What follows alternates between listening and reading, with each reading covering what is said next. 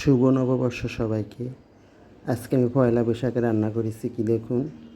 আমি এখানে আজকে বিরিয়ানি রান্না করব। বিরিয়ানি রান্নার জন্য আমি আলু ভেজে নিচ্ছি। আমি আগে মুরগিগুলোকে ভেজে নিয়েছি। ওই মুরগির ভাজা তেলে আমি আলুটাকেও ভেজে নিচ্ছি। এখানে মুরগিও ভেজে নিয়েছি।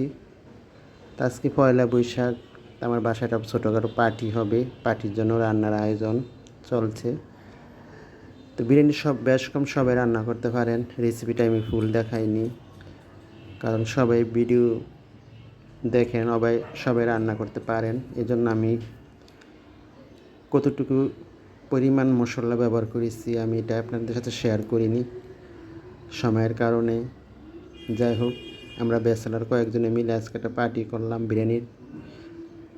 আজকে পয়লা বৈশাখ। আমি এখানে চালগুলা দিয়ে পরিমাণ মতো পানি মেপে দিয়ে চালগুলো দিয়ে দিলাম। এখানে 2 কেজি চাল, 2 কেজি মুরগি দিয়ে আজকে বিরিয়ানি রান্না হচ্ছে। এখন আমি ঢাকনাতে ডেকে বলক আসা পর্যন্ত অপেক্ষা করব। বলক চলে এসেছে। এখন আমি রান্না করা মুরগিটা দিয়ে দিলাম।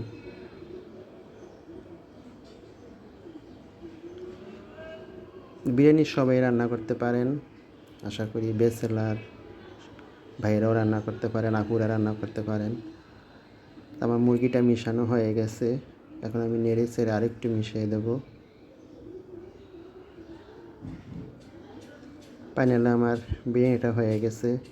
তো বৈশাখের রান্নাটা কেমন হয়েছে সবাই কমেন্টে জানাবেন। আমার ভিডিও দেখার জন্য সবাইকে ধন্যবাদ।